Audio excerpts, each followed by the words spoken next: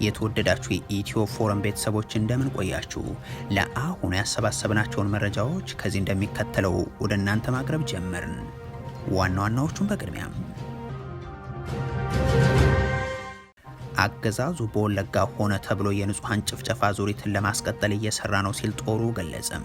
ጠቅላይ ሚኒስትር አብይ አህመድ ወደ ወለጋ ተጉዘው ከተመለሱ በኋላ በሁለት ዞኖች በርካታ ሰዎች መገደላቸውም ይታወሳል። በዝርዝር የምንመለከተው ቀዳሚው ጉዳይ ይሆናል። በአዲስ አበባ በርካታ ሆቴሎች ወደ ሆስፒታልነት እየተቀየሩ ነው ተባለም። ሰዎች የሰላም እጦት የቱሪዝም ዘርፍ ክፉኛ ጎድቶታል እያሉም ናቸው። እንመለከተዋለን። ብልጽግና የባህር ኃይሉን ማዕረግ ማደል ጀምሯል። ማዕረጉን የሰጡት ደግሞ የባህር ኃይሉ አዛዥ ናቸው ተብሏል። ሌላኛው መረጃችን ነው። 16 የኢራን ቦምብ ጣይ መርከቦችን አወደምኩ ስትል አሜሪካ ገለጸች። ኢራን የ37ኛ ዙር የሚሳኤልና ድሮን ማዕበል ዛሬ ሌሊትም ስታከናውን ማደሯን አሳውቃለች። የእስራኤሉ ጠቅላይ ሚኒስትር ቤንያሚን ኔታንያሁ ደግሞ የኢራን ሕዝብ አሁን አገዛዙን የሚያስወግድበት ትክክለኛና ታሪካዊ ጊዜ ላይ ነው ብለዋል። የመካከለኛው ምስራቅ ጦርነትም ቀጥሏል። እንመለከተዋለን። በደቡብ ኢትዮጵያ ባጋጠመ የመሬት መንሸራተትና ጎርፍ በጥቂቱ 30 ሰዎች ለህልፈተ ህይወት መዳረጋቸው ተነገረም። በጋሞ እናትና ሁለት ልጆቿን ጨምሮ የሞቱበት የመሬት መንሸራተት ምን አጋጥሟል የተባለው። የተወደዳችሁ የኢትዮ ፎረም ቤተሰቦች አብራችሁን ስትቆዩ እነዚህን እና ሌሎችን መረጃዎችን ሰማላችሁ። ሰናይ ቆይታ ይሆንላችሁ። አገዛዙ በወለጋ ሆነ ተብሎ የንጹሃን ጭፍጨፋ ዙሪት ለማስቀጠል እየሰራ ነው ሲል ጦሩ ገለጸም። ጠቅላይ ሚኒስትር አብይ አህመድ ወደ ወለጋ ተጉዘው ከተመለሱ በኋላ በተለይም በሁለት ዞኖች በርካታ ሰዎች መገደላቸው ይታወሳል። የብልጽግናው ፕሬዝዳንት ከሳምንታት በፊት ወደ ወለጋ አቅንተው አገዛዛቸውን በኦሮሞ ህዝብ ስም ለማቅረብ ጥረትም አድርገው የኦሮሞ ህዝብም የአሁኑ ስልጣን ባለቤት አድርገው ሌላውን ደግሞ በጠላትነት ፈርጀው ይከላከልላቸው ዘንድ ቅስቀሳ አከናውነው መመለሳቸው የሚዘ ነጋ አይሆንም። ጨራ አርገን ከነበሌሱ ሂንቀብኑ ወልመንጫሱ ወለጄሱ ወልጥቄሱ ወልጨብሱ ኑጋ ኦሮሞ ይችን እጁ ላይ የገባችን እድል ማጣት የለበትም። ጠላቶቻችን እኛን ለመስበር ከኛው ውስጥ ኦሮሞን ነው እየፈለጉ ያሉት። ጠላቶቻችን ቢላ ይዘው ወደኛ እየሮጡ ነው። ህዝባችን መንቃት ያለበት ጊዜ ቢኖር አሁን ነው።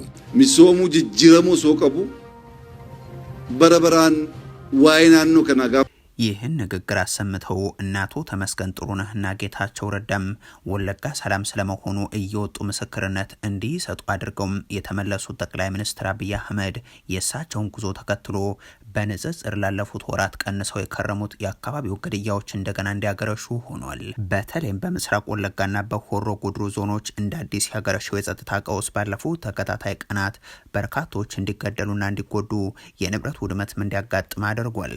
ይህ የጸጥታ ቀውስ ደግሞ የብሔር መልክ እንዲኖረው ጭምር የተሰራበት ነው።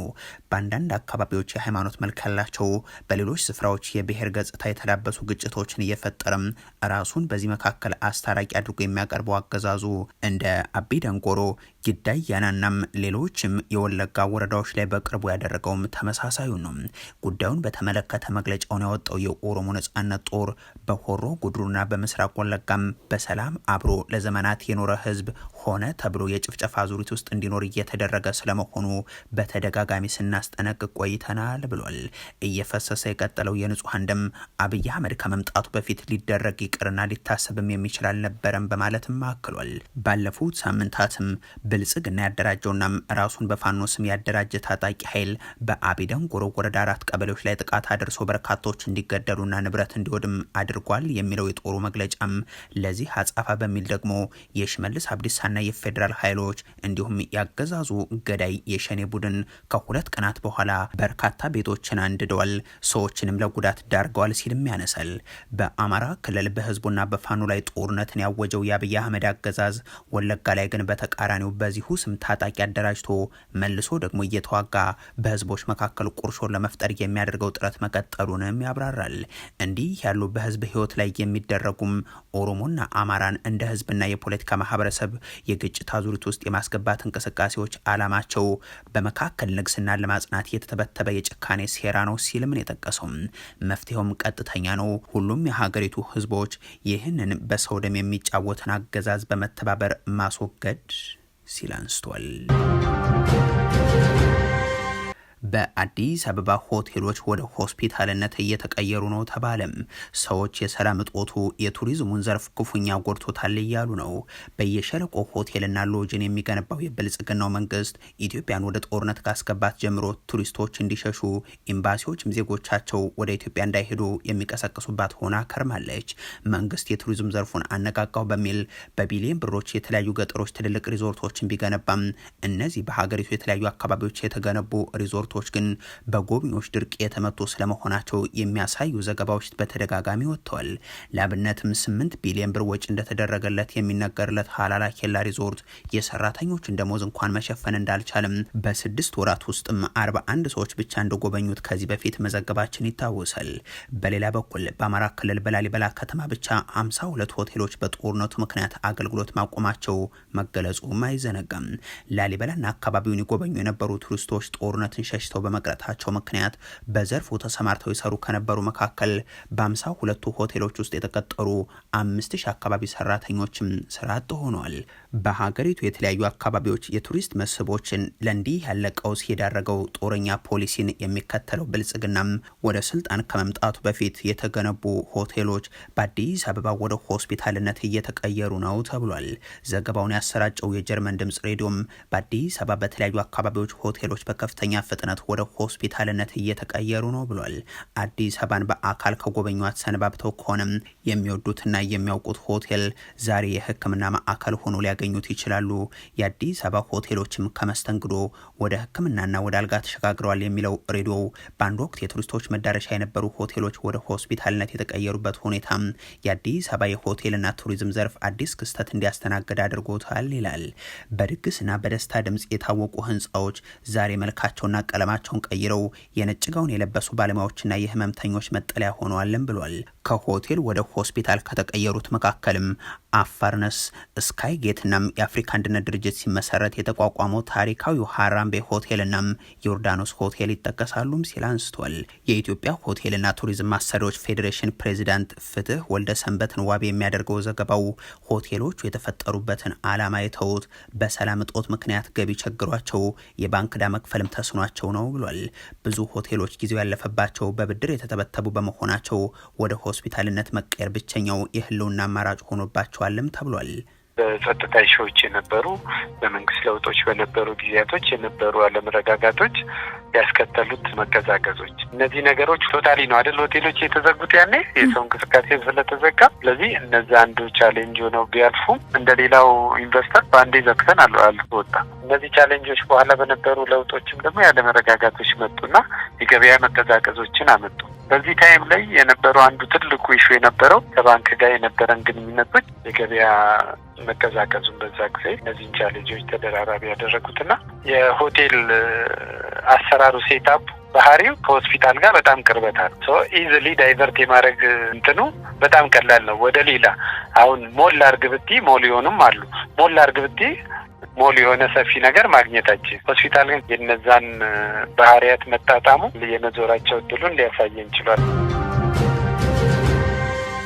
16 የኢራን ቦምብ ጣይ መርከቦችን አወደምኩ ስትል አሜሪካ ገለጸች። ኢራን የ37ኛ ዙር የሚሳኤልና ድሮን ማዕበል ዛሬ ሌሊትም ስታከናውን ማደሯን አሳውቃለች። የእስራኤሉ ጠቅላይ ሚኒስትር ቤንያሚን ኔታንያሁ ደግሞ የኢራን ሕዝብ አሁን አገዛዙን የሚያስወግድበት ትክክለኛ ታሪካዊ ጊዜው ነው ሲሉ ገልጿል። የመካከለኛው ምስራቅ ጦርነት ቀጥሏል። ኢራንም 37ኛ ዙር የሚሳኤልና የድሮን ማዕበል ያለችውን ዘመቻ ስታካሂድ አድራለች። በኢራቅ ባህሬን እና እስራኤል ላይ ያነጣጠረ የሚሳኤል ጥቃት አድርሻለሁም ብላለች። በእስራኤል ሃይፋና ቴልአቪቭ እንደዚሁም ኢየሩሳሌም፣ በኢራቅ ደግሞ በኢርቢል የሚገኝ የአሜሪካ የጦር ሰፈር ላይ የተፈጸመውን ባብነት በመጥቀስ በቴልአቪቭ በቁጥር ያልታወቁ ሰዎች ተጎድተዋል ተብሏል።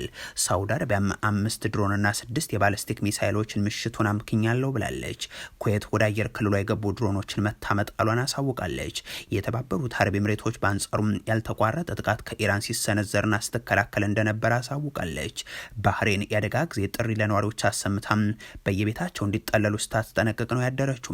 በአንጻሩ ቴህራን ጋዝ የቀላቀለ ዝናብ ጭምር እስኪዘንብ ድረስ በአሜሪካና እስራኤል ተደጋጋሚ ጥቃትን እያስተናገደች ነው ያለችው። ዛሬ ሌሊትም ቴህራን ትልልቅ ፍንዳታዎችን አስተናግዳለች። ኢራን በአሜሪካና በእስራኤል ከ10 ሺህ በላይ ወታደራዊ ያልሆኑ ኢላማዎች በመላ ሀገሪቱ ተፈጽመዋል ስትል ትገልጻለች። በዚህም ከ1330 በላይ ሰው ተገድሏል በማለትም ታሳውቃለች። የእስራኤሉ ጠቅላይ ሚኒስትር ቤንያሚን ኔታንያሁም የኢራን ህዝብ አሁን ያለውን የኢራንን አገዛዝ ከስልጣን ለማስወገድ ያገኘውን በዘመን አንድ የሚገኝ ታሪካዊ አጋጣሚ እንዲጠቀም ሲሉ ጥሪ አቅርበዋል። ኔታንያሁ በመልእክታቸው አያቶላ አሊ ሆሜኒ ከእንግዲህ የሉም፣ እናንተም እሳቸው በሌላ አምባገነን መሪ እንዲተኩ እንደማትፈልጉ አውቃለሁ በማለት ያነሳሉ። አክለውም ስለዚህ እርምጃ መውሰድ አለባችሁ፣ እኛ ለዚህ የሚሆን ምቹ ሁኔታን እየፈጠርንላችሁ ነው። ትክክለኛው ጊዜ ሲደርስ፣ ይህ ጊዜ ደግሞ በፍጥነት እየቀረበ ነው። የለውጡን ችቦ ለእናንተ እናቀብላችኋለን፣ አጋጣሚውን ለመጠቀም ዝግጁ ሁኑ ነው ያሉት። ኔታንያሁም ኢራን ከጦርነቱ አስቀድሞ በህዝባዊ አመፅ ስትናጥ እንደነበር የሚታወቅ ነው። አሁን ደግሞ ከትራምፕና ከኔታንያሁ በኩል እየቀረበ ያለውን ጥሪ ተከትሎ የኢራን ፖሊስ በሰጠው ምላሽ ደግሞ በዚህ የቀለጠ ጦርነት መካከል ወደ አደባባይ ሰልፍ የምትወጡ ዜጎች ካላችሁ እንደ ጠላት ቆጥረናችሁ እናጠቃችኋለን ሲል ያስጠነቀቀው። ይህ በእንዲህ እንዳለ አሜሪካ የኢራን ፈንጅ ጣይ መርከቦችን አወደምኩ ብላለች። ኢራን በሆርሙዝ ሰርጥ የባህር ላይ ፈንጂዎችን መጥመድ መጀመሯ መዘገቡ ይታወሳል። የአሜሪካ ጦር በሆርሙዝ የባህር ወሽመጥ አቅራቢያ የሚገኙ 16 የኢራን ፈንጅ ጣይ መርከቦችን ጨምሮ በርካታ የባህር ኃይል ኢላማዎችን በወሰደው እርምጃ ሙሉ በሙሉ ማውደሙን የገለጸው ይህንን ተከትሎ ነው። ይህንን ጥቃት የፈጸመው የኢራን መንግስት በዓለም አቀፍ የንግድ መርከቦች ላይ የሚያደርሰውን ትንኮሳ ለማስቆምና የሀገሪቱን የባህር ኃይል ጥቃት የመፈጸም አቅምን ለማዳከም ስለመሆኑም ገልጿል። ይህንኑ ወታደራዊ እርምጃ ተከትሎ ፕሬዚደንት ዶናልድ ትራምፕ የአሜሪካ ኃይሎች 10 የሚሆኑ ስራ ላይ ያልነበሩ ፈንጂ አጥማጅ ጀልባዎችና መርከቦችን ሙሉ በሙሉ ማጋየታቸውን አረጋግጧል። ፕሬዚደንቱ አክለውም ኢራን የዓለም የንግድ የደም ስር በሆነው በዚህ ወሳኝ የውሃ መስመር ላይ ፈንጂ ለማጥመድ ከሞከረች ታይቶ የማይታወቅ መዘዝ እንደሚጠብቃት ጠንከር ያለ ማስጠንቀቂያ ሰጥተዋል። የሩሲያው ፕሬዚደንት ቭላዲሚር ፑቲን ደግሞ ወደ ቴህራን ደውሏል። ከኢራኑ አቻቸው ማሹድ ፔዜሽኪያን ጋር በስልክ ተነጋግሯል። ፑቲን በውይይታቸው ወቅት አሁን ያለው የጦርነቱ ውጥረት በአስቸኳይ እንዲረግብና ግጭቱ በፖለቲካዊና ዲፕሎማሲያዊ መንገዶች ልባት እንዲያገኝ ያላቸውን ጽኑ አቋም ለኢራኑ ፕሬዚደንት ነግረዋቸዋል ሲል ታስ ዘግቧል። ኳታርም ውጥረቱ በድርድር ይፈታ ዘንድ በውጭ ጉዳይ ሚኒስትሯ በኩል ጥሪ ያቀርባለች። በተለይም ሶስቱ ሀገራት ግን አሁንም የሚሳኤል የድሮን እና ሌሎችም ጦር መሳሪያዎች ልውውጥ ላይ ናቸው። ሊባኖስንም እየደበደበች የምትገኘው እስራኤል በዚህ ወቅት ኢራን ወደ እስራኤል ካስወነጨፈቻቸው የባሊስቲክ ሚሳይሎች መካከል ወደ 50 በመቶ የሚጠጉት የክላስተር ቦምብ አረርን የታጠቁ ስለመሆናቸው ትገልጻለች። ጦርነቱ ከተጀመረ ወዲህም ከ2300 በላይ እስራኤላውያን ስለመጎዳታቸው የእስራኤል የጤና ሚኒስቴር መረጃ ያመለክታል። የብልጽግናው መንግስት ለባህር ኃይሉ ማዕረግ ማደል መጀመሩ ተነገረም። ማዕረጉን የሰጡት የባህር ኃይሉ አዛዥ ናቸው። የብልጽግናው መንግስት ያቋቋመውና ለ5 ዓመታት ያለ ባህር በተራራ ውጊያዎች ላይ የተሳተፈው የባህር ኃይሉ በጣና ሐይቅና በህዳሴ ግድብ ሐይቅ ላይ እንዲሰፍር ስለመደረጉ ከዚህ በፊት ተገልጾ ነበር። አንድ ጊዜ ቀይ ባህር ሌላ ጊዜ ደግሞ ህንድ ውቅያኖስ ላይ ተገባለህ ተብሎ የነበረው ይኸው የጦር ሰራዊት በሰሜን ሸዋ ዞን ተራሮች ከፋኖ ኃይሎች ጋር ሲዋጋ መቆየቱንም አንድ ሰሞን መከላከያ ሰራዊቱ መግለጹ አይዘነጋም። አሁን የተሰማው መረጃ ደግሞ የባህር ኃይል ማዕረግ ማደል መጀመሩን የሚገልጽ ነው። የኢትዮጵያ የባህር ኃይል አመራሮች በተገኙበት መድረክ የተወሰነ ተብሎ በመከላከያ ይፋ የተደረገው የማዕረግ ማልበስ ስነስርዓት የተከናወነውም በዋና አዛዡ ክንዱ ገዙ አማካኝነት ነው ተብሏል። ወታደር የአመታት ድካሙ ተቆጥሮም ባለፈው የትግል ውጣ ውረድ ጥንካሬው ተለክቶ የስራ ተነሳሽነቱና የዓላማ ጽናቱ ታሳቢ በማድረግ መልካም ዲሲፕሊኑም ታይቶ ለበለጠ ስራና ኃላፊነት የማዕረግ ሹመት ይሰጧል ያሉት ክንዱ ገዙ የባህር ኃይላቸው በየትኛው ባህርና ውቅያኖስ ላይ ድል እንደተጎናጸፈም የትኛውን ባህር ወጥቶ እንደወረደም የገለጹት ነገር የለም። በደቡብ ኢትዮጵያ ባጋጠመ የመሬት መንሸራተትና ጎርፍ በጥቂቱ 30 ሰዎች ለህልፈተ ህይወት ተዳረጉም። በጋሞ እናትና 2 ልጆቿን ጨምሮ የሞቱበት የመሬት መንሸራተት አደጋ ማጋጠሙም ተሰምቷል። በጋሞ ዞን በተለያዩ አካባቢዎች በጣለው ከባድ ዝናብ ምክንያት በተለይም በደጋማ አካባቢዎች በተከሰተ የናዳና የጎርፍ አደጋም የ30 ሰዎች ህይወት ማለፉን የዞኑ አስተዳደር ይገልጻል። የዞኑ አስተዳደር በአሁኑ ወቅት ተጨማሪ ጉዳት እንዳይደርስ አስፈላጊው ክትትል እየተደረገ ነው ብሏል። የክልሉ ፕሬዝዳንትም በጋሞ ዞን በደጋማ አካባቢዎች በጣለው ከባድ ዝናብ ምክንያት በተከሰተ የመሬት ናዳና የጎርፍ አደጋ ህይወታቸውን ላጡ 30 ሰዎች ሀዘኔን ገልጻለሁ ሲሉን የጠቆሙት እንደ አርባ ምንጭና ገረሴ ከተሞች ባለፉት 2 ቀናት በአካባቢዎች እየጣለ የሚገኘው ከባድ ዝናብ በሰውና ንብረት ላይ ጉዳት እያደረሰ ይገኛልና ተጠንቀቁ የሚል መልእክት ሲያወጡም ነበር። መንገዶች ላይ በናዳ መዘጋትና መሻገሪያ ድልድዮች ላይ ጎርፍ የመሸፈን ችግር እያጋጠመ በመሆኑ ህብረተሰቡ ይጠንቀቅ የሚል መልእክት ሲተላለፍም ሰንብቷል። ለአደጋው በማሳያነትም በጋሞ ዞን ቦንኬ ወረዳም የላ ቀበሌም ኮሬ ተብሎ በሚጠራ ስፍራ ላይ የመሬት መንሸራተት አደጋ ምክንያት የአንድ ቤተሰብ አባላት የሆኑ 3 ሰዎች እናትና 2 ልጆቿም ህይወታቸውን አጥቷል። አባወራው ደግሞ አካሉ ላይ ከፍተኛ ጉዳት አጋጥሞ ሕክምና እያገኙ ነው ተብሏል። የተወደዳችሁ የኢትዮ ፎረም ቤተሰቦች ለአሁን ያሰባሰብናቸው መረጃዎች ይህንን ይመስሉ ነበር። አበቃን። ቸር ያሰማን።